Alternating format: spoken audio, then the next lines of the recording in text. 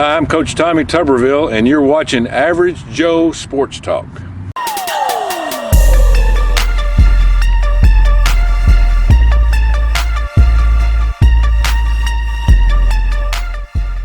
Here today with Coach Tommy Tuberville. We are super excited to have you sit down with us. I know your time is very precious to you, especially with what you're doing now, Coach, and just want to thank you for taking time out of your day to sit down with us there. Thank you. Hey, what a beautiful day. Huh? I don't think it can get any better. I think we're like 60 degrees and a cool evening here in Jacksonville, Alabama. In the middle of January. Middle of January. Sometimes that's a good thing because usually when it's that warm, the storms usually follow right behind. Yeah, I know all my buddies are excited because of cool weather and had a little rain last couple of weeks. Absolutely. Duck hunting's good. Yeah, that's another hobby of yours, right? Oh, I love to hunt. I'm a big hunter and fisherman. You know, when you grow up in a family where your dad makes you get up and go hunting and fishing, you kind of starting to enjoy it. And in Auburn, I have 300 acres that I high fenced about 18 years ago, and I grow deer.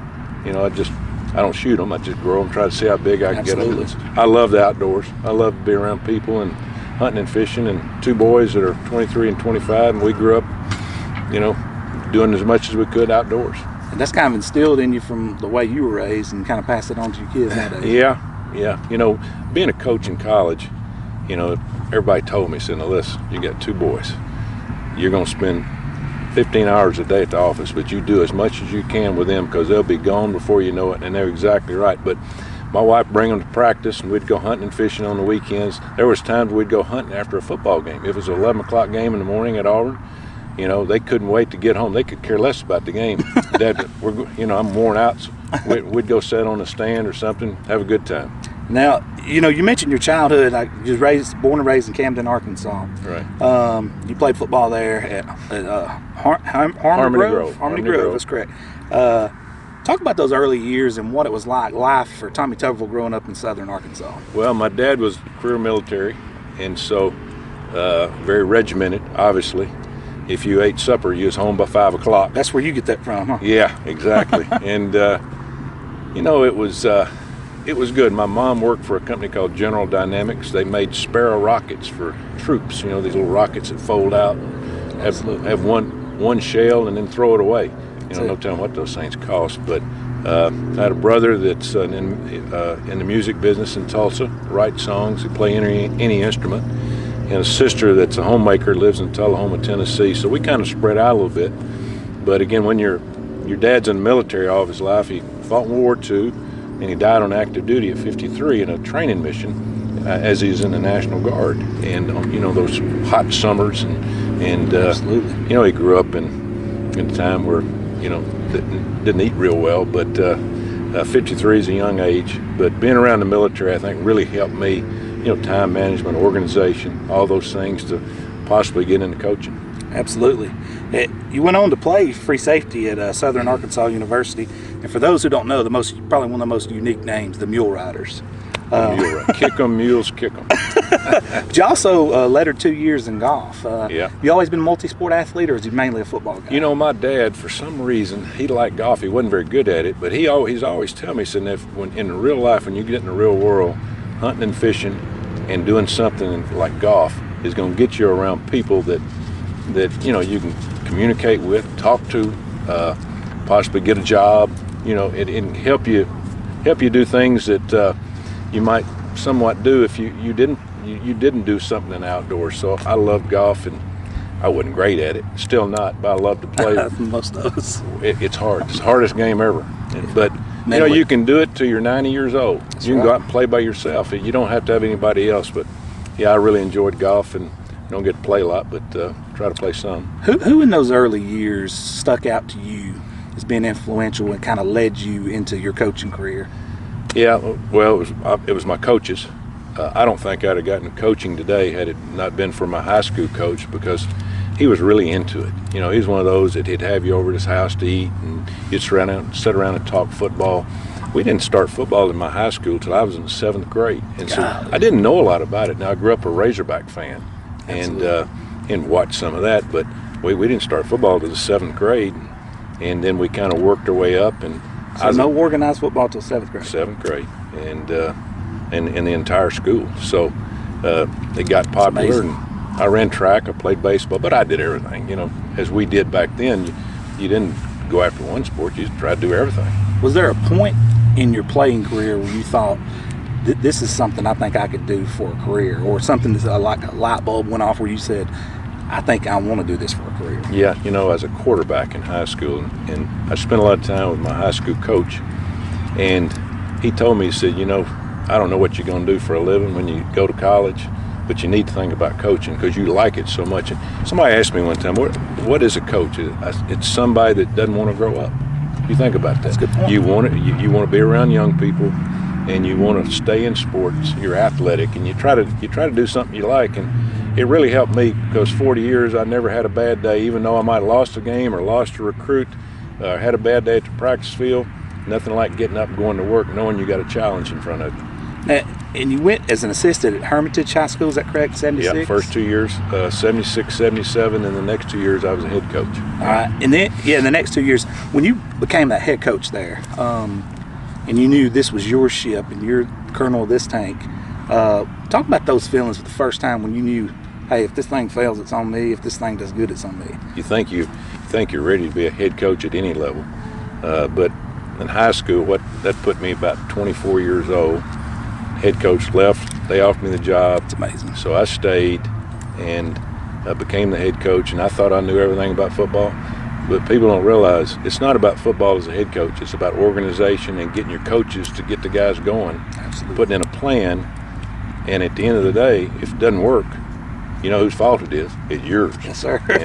and so I learned it very quickly about responsibility, about, somebody's got to put somebody in charge of watering the field or cutting the field or putting the white lines out or checking the lights in the scoreboard. And in high school, you got to do it all. I mean, you got nobody working. Now, when you get in college, it's a little bit different, but in high school, you're in charge of everything. Everything. Yeah. That's correct. We've heard several coaches say that. That's little things like that you wouldn't ever think of as a fan. You show up on Friday nights, but somebody painted that field, somebody, like you said, had the scoreboard fixed. We actually hear tons of high school coaches talk about that same thing right there. Speaking of that, what made you want to take that jump to go to college? Did you feel like you were ready after a year of head coach there on high school level to make that jump back into college, or was it a goal of yours just to get to that level of coaching? I never thought about it much, being in high school.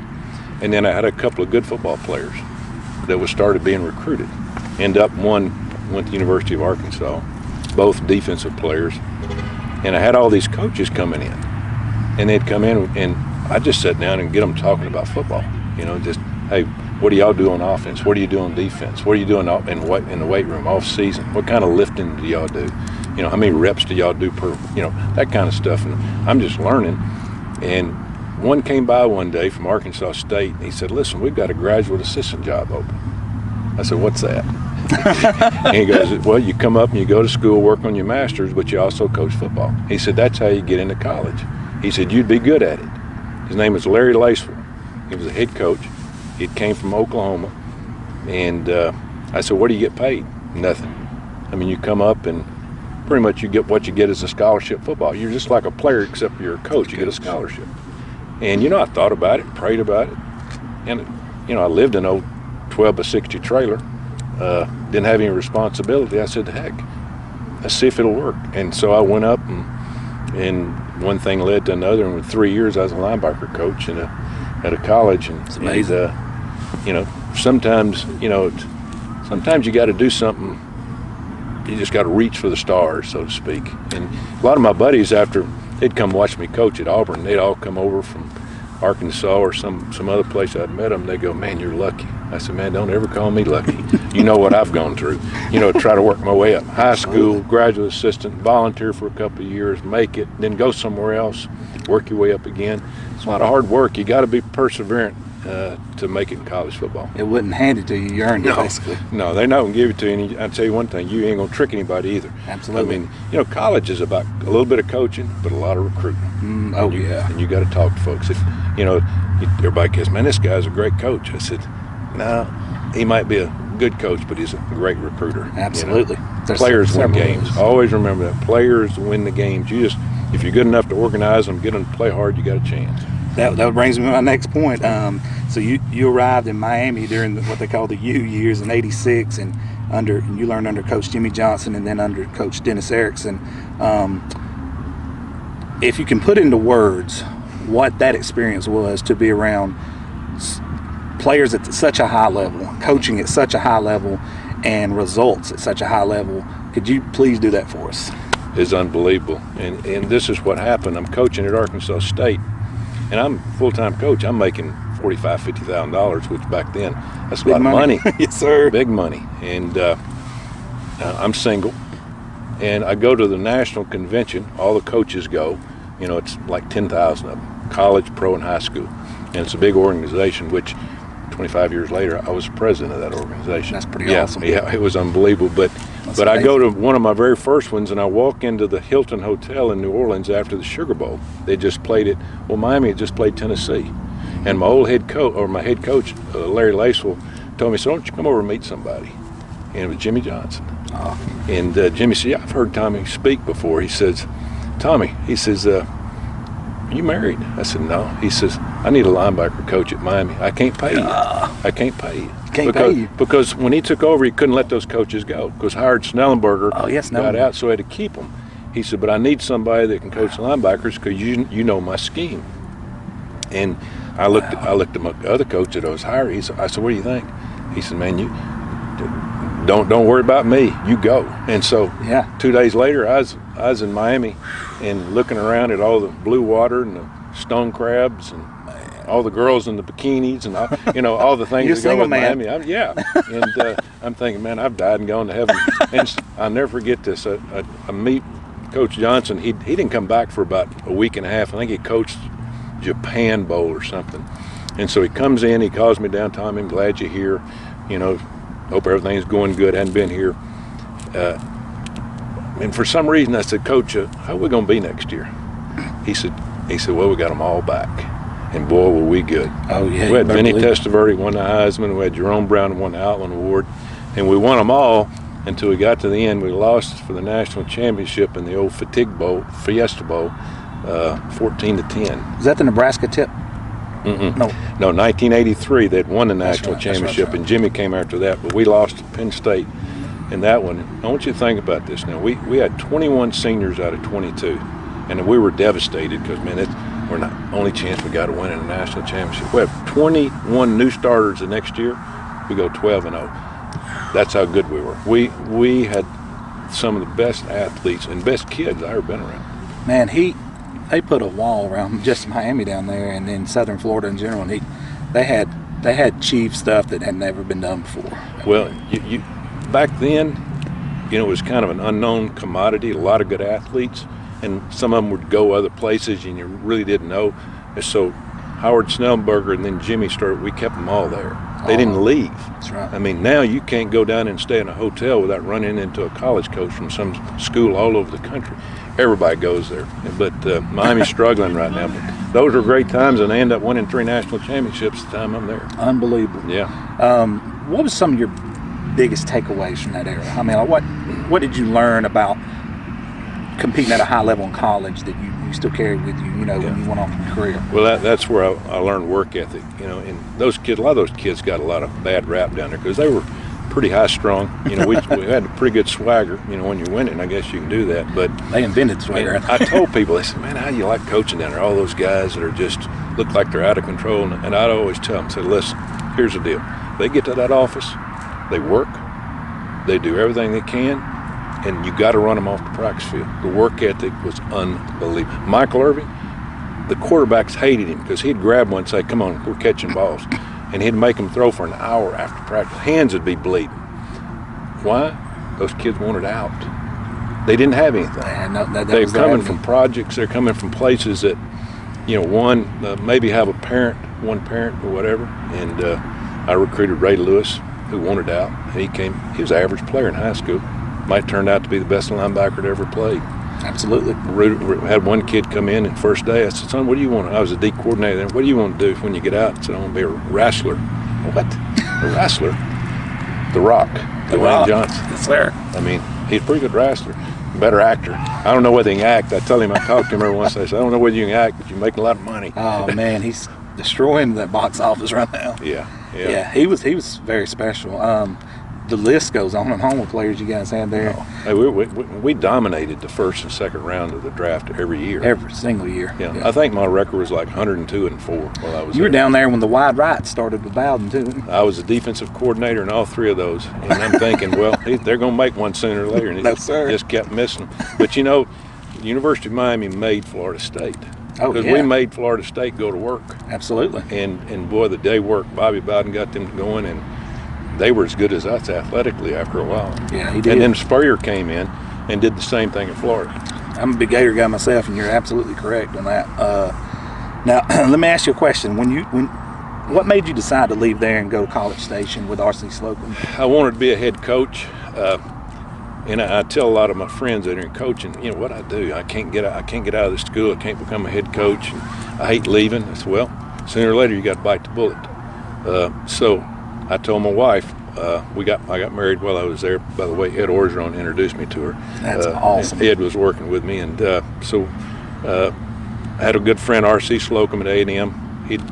He had a D coordinator job open. I told my wife, this might be a good move because we can win, different area.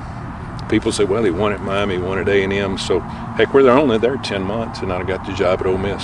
And that was bringing me my next question. Yeah. Okay, you're in Oxford, Mississippi. It's your job, your ship. Kind of like I asked you earlier with the high school thing, but at this point, you're at that level where you wanted to go.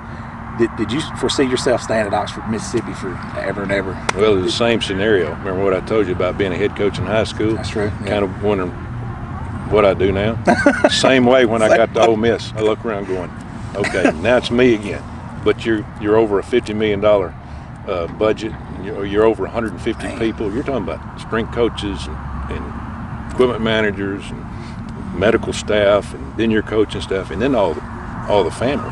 So everybody depends on you to make the right decisions. And it's a hard. People don't realize it's a great job, but man, it's hard.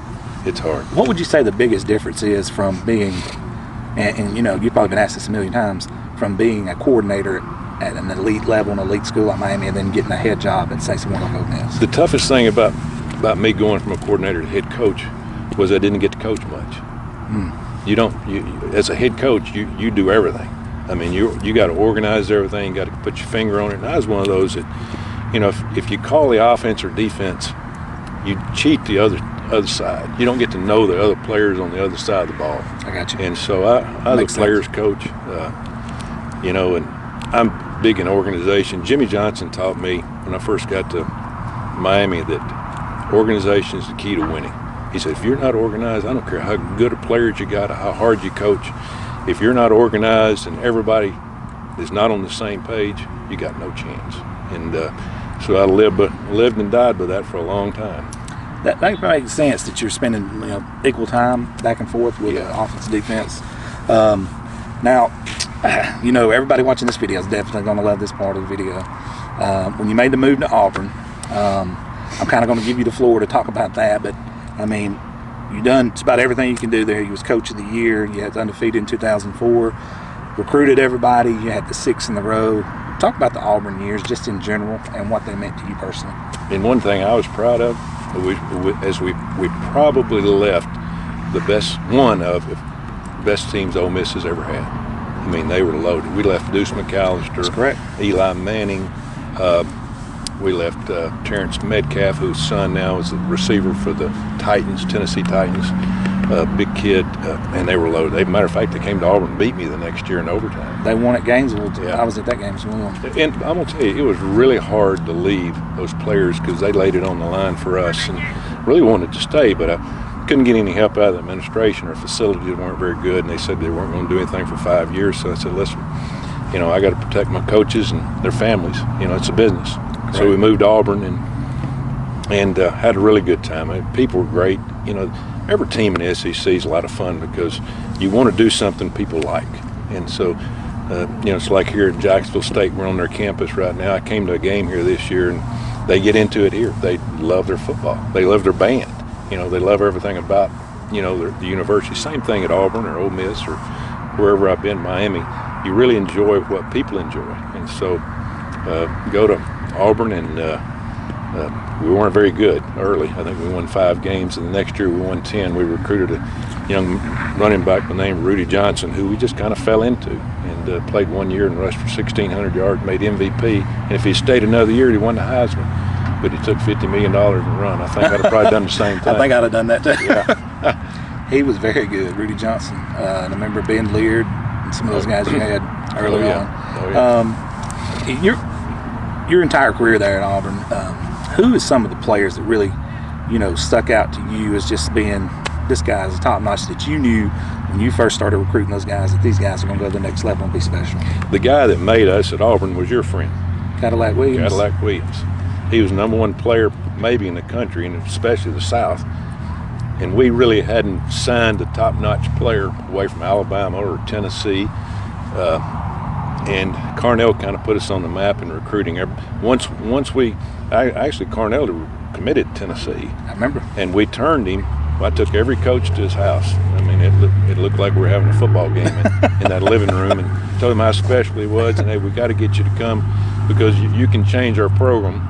And he did. We had a lot of other guys who were just as important, but when you get a high-profile guy like that, other players look at it, as, hey, and he's going there, why not us? So Carnell kind of opened the doors for us in the state, in the South, recruiting. In that backfield alone, you had Jason Campbell and Ronnie Brown, and Ronnie Brown's one of the guys, like you said, he come in, maybe not the highest 5-star, but kind of worked himself into that role.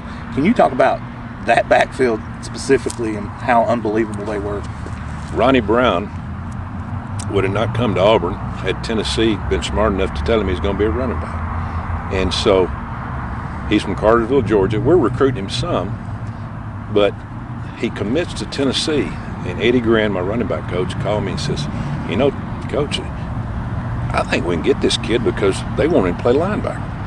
And so I got on the phone, I called Ronnie. I said, I want to come talk to you. I didn't have my home visit with you. I want to talk to you about playing running back. And, they want you to play linebacker. He said, Coach, I want to talk to you.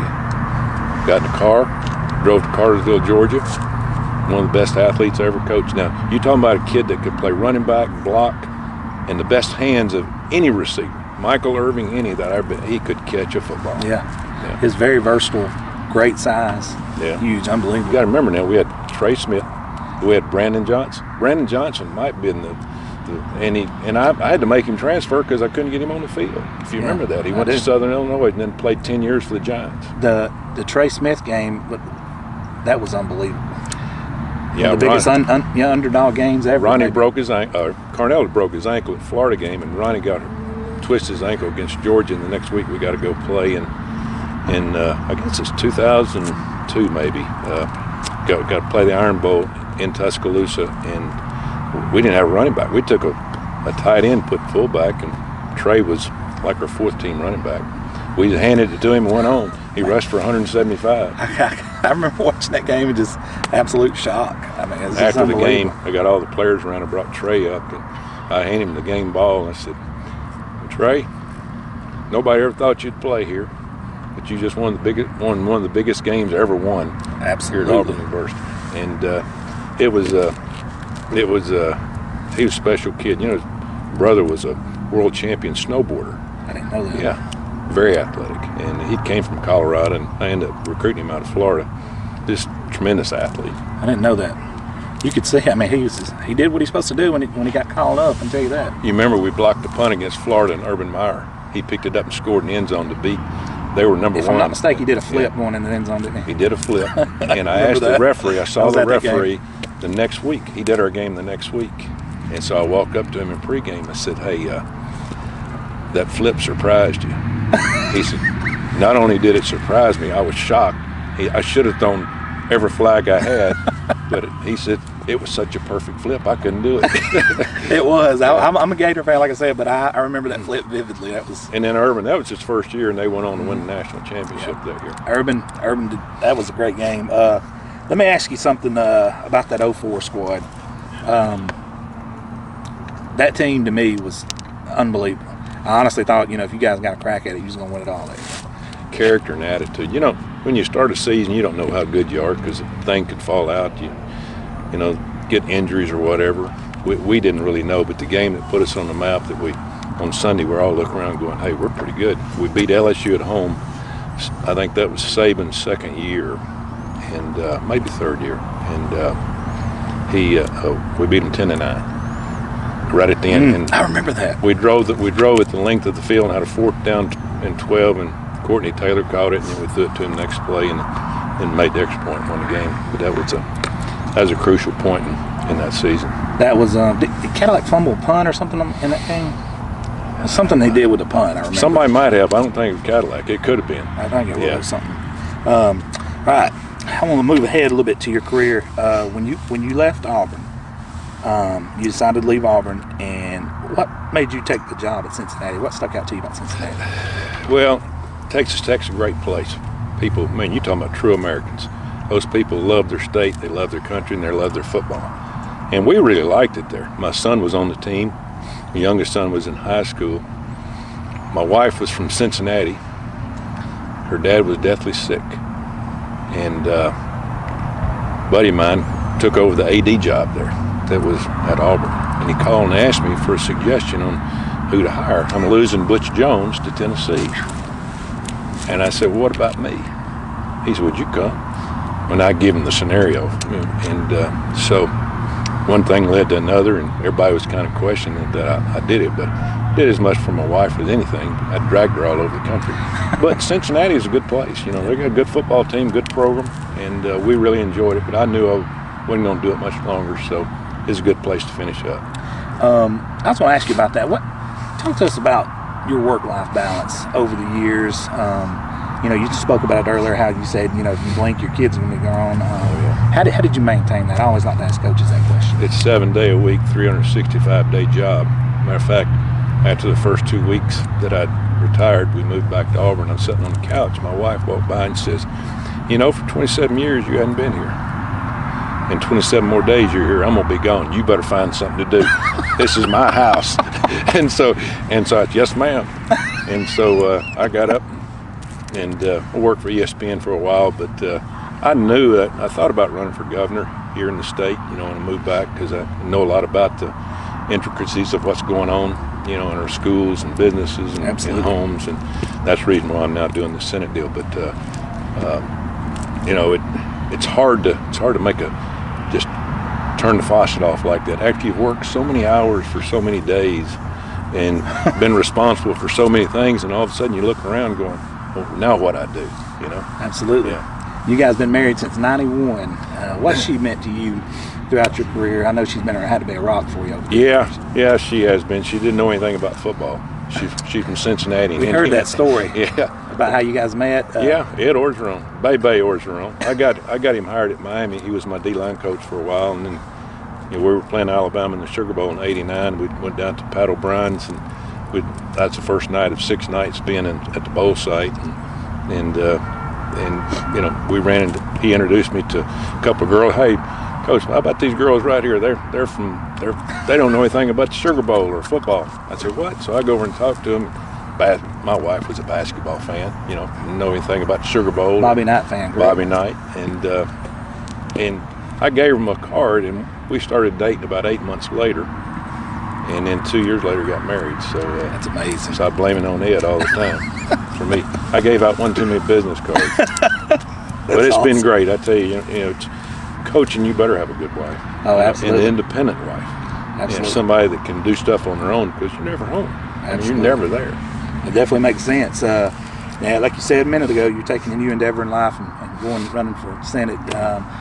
What kind of led you to that? I know you're a big military guy, and you've actually went with coaches and met with coaches, and went overseas and met with military and stuff. Been all over the world. Yeah. Absolutely. Yeah. What kind of led you? Do you feel like you was led to that once your coaching career was over with? Yeah, you know, there's something that you feel a void, you know, and I've always felt that my dad was in the military, 5 Bronze Stars and a Purple Heart in World War II.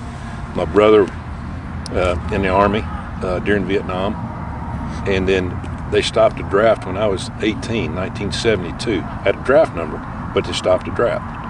And then I missed, they stopped right after that Vietnam War. And of course, you don't think about it much that age. You know, hey, I'm getting on with my career, get into coaching. But I've always thought about, you know, I've never done anything for my country. And so my wife even said it about 12, 15 years ago. She says, you know, what you can do, you can get in politics because you'd be good at it because you like people. And so we got out, as I said earlier, I thought maybe governor. And then I said, no, I'm not going to do that. And then the Senate race came open, and I looked at it, and I know how important this is. I mean, this is an important job. This is not something you want to do for an ego or for money or anything. You want to do it for the right reasons. And so I balanced it out and prayed about it for about 3 months. And my wife said, I'm in.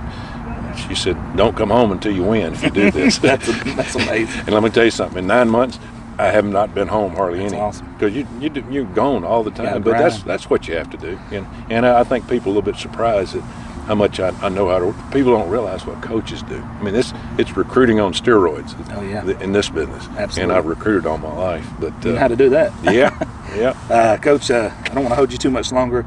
I know in a blue blood state like Alabama, even the Alabama fans that I know talk highly of you, spoke really highly of you, that you're making this move, and you know everybody's around that we know supporting you, and I think it's a good move for everybody. Well, I want to help, you know. Absolutely. I'm not doing this for a job, you know. That it's sad the way we've put this country in a position to where we're in trouble, and we're in trouble. I mean, we've kicked the can down the road on everything, on health care, on our debt deficit, our infrastructure, you know, the wall down.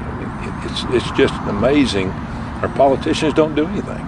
I mean, the less they do, the more that you know they know they're going to get the same votes. Absolutely. All they want to do is get reelected. I don't care if I get reelected or not. I'm going to go vote for the people of this state, and not for special interest and people that want you to vote for them for their cause, other than for the people of Alabama. I'm sick of it. Absolutely. And so we got to do something different. If we don't, we're going to lose. Absolutely. We got to change education. Hey, Oh, let me tell you something. Education right now, our millennials, I love them. I worked with them all my life. I've coached thousands of them. But let me tell you something. From 18 to 35, they think socialism is the way to go. They've never had a bad day. That's what they don't know. We get into that, I mean, times are going to get hard. And this country is built on capitalism and Christianity. And by golly, if I can do my part, I'm going to try to save that. Hey, I appreciate it. Coach, we have something very special to give you.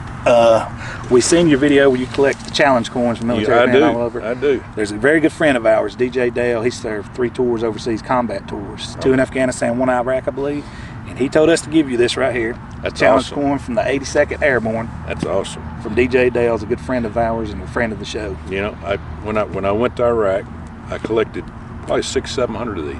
That's awesome. And you know, all the officers will walk up to you and shake your hand, and they all got them. I got one from the Petraeus, the general that was running the war. That's awesome. Yeah, really nice. But you know, our veterans hold a special place in my heart because you know I watch what they do. Absolutely. They do what they do for very, very little, and that's the reason I want to do it for them also. And my salary that I make is going to go to the veterans of this state. So that's amazing. Yeah. So I'm excited about doing that. Coach, we really appreciate you, all the time you spent with us. I know you got to go. Thank you so much, sir. Thank you very much. God bless you. God bless you.